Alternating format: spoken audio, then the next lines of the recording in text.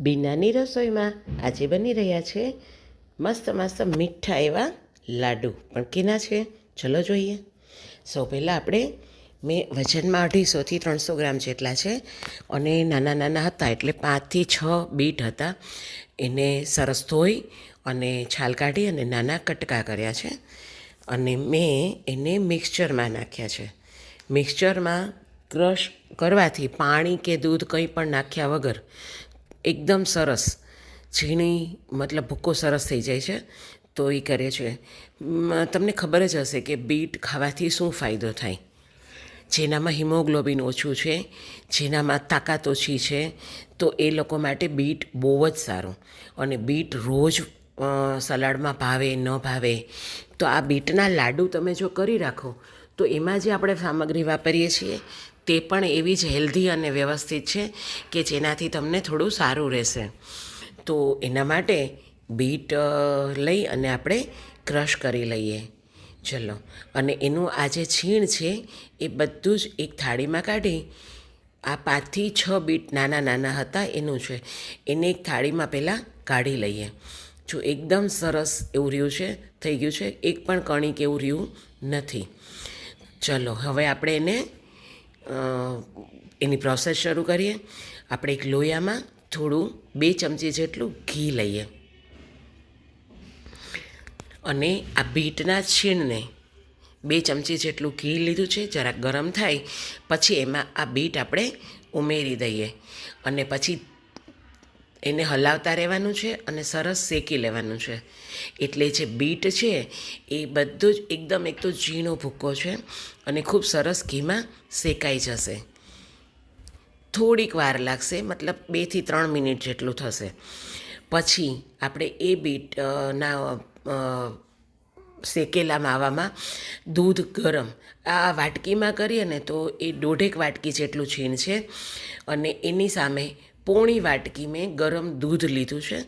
એમાં હવે થોડુંક શેકાઈ જાય પછી એમાં દૂધ ઉમેરીશું. એનું માપ જોજો, બહુ વધારે ગળ્યું ના થઈ જાય કે બહુ વધારે ઢીલું ના થઈ જાય, નહીંતર ભાવશે નહીં.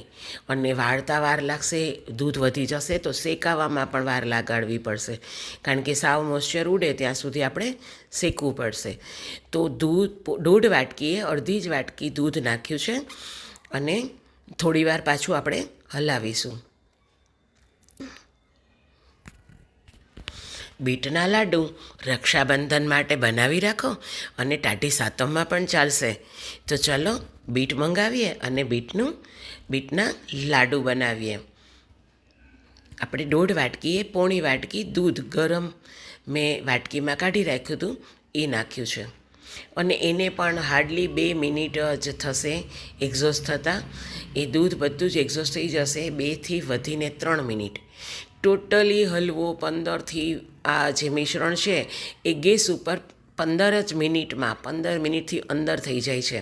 એટલે ખૂબ ઝડપથી બનતી, ખૂબ હેલ્ધી અને એકદમ અટ્રેક્ટિવ, આકર્ષિત, જોઈને ખાવાનું મન થઈ જાય એવી આ લાડુ તૈયાર થશે. બસ જરા દૂધ થઈ ગયું છે એક્ઝોસ્ટ, થોડુંક બાકી છે. એના પછી એમાં આપણે પોણી વાટકી મિલ્ક પાવડર ઉમેરીશું, એટલે એમાં માવાનો ક્રીમી ટેક્સચર આવશે. તો કોઈ પણ મિલ્ક પાવડર લ્યો, મેં અમૂલ વાપર્યો છે, તો એ પોણી વાટકી આપણે એમાં મિલ્ક પાવડર ઉમેરીશું. જો બધું જ દૂધ હવે એક્ઝોસ્ટ થઈ ગયું છે.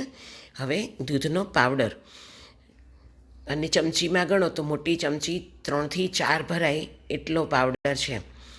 હવે એને પણ સરસ મિક્સ થવા દેવાનું છે. એ પણ વધીને 2 મિનિટમાં થઈ જશે. અને પછી આપણે એમાં હેલ્ધી વસ્તુ નાખીએ છીએ ખજૂર, એટલે આપણે ગળપણમાં એ સારું કામ કરશે. તો 5 ખજૂર મેં લીધા છે. તમે તમારા ટેસ્ટ અકોર્ડિંગ લઈ શકો છો. તો કિસમિસ પણ નાખી શકાય છે, ડ્રાયફ્રૂટ પણ નાખી શકાય છે, પણ મને ખાલી હેલ્ધી બીટ અને ખજૂરના જ અત્યારે આયર્નની અને હિમોગ્લોબિન માટે બનાવવાની હતી, તો મેં એ રીતે બનાવ્યા છે. તો ખજૂરના ઝીણા ઝીણા પીસ કરી લઈએ કે એની છાલ છે એ ચાવવામાં ન આવે. તો નાના નાના કટકા કરી લીધા અને એ આપણે એ બીટની મિશ્રણમાં લોયામાં ઉમેરી દઈશું. અને ફરી પાછું 2 જ મિનિટ હલાવવાનું છે.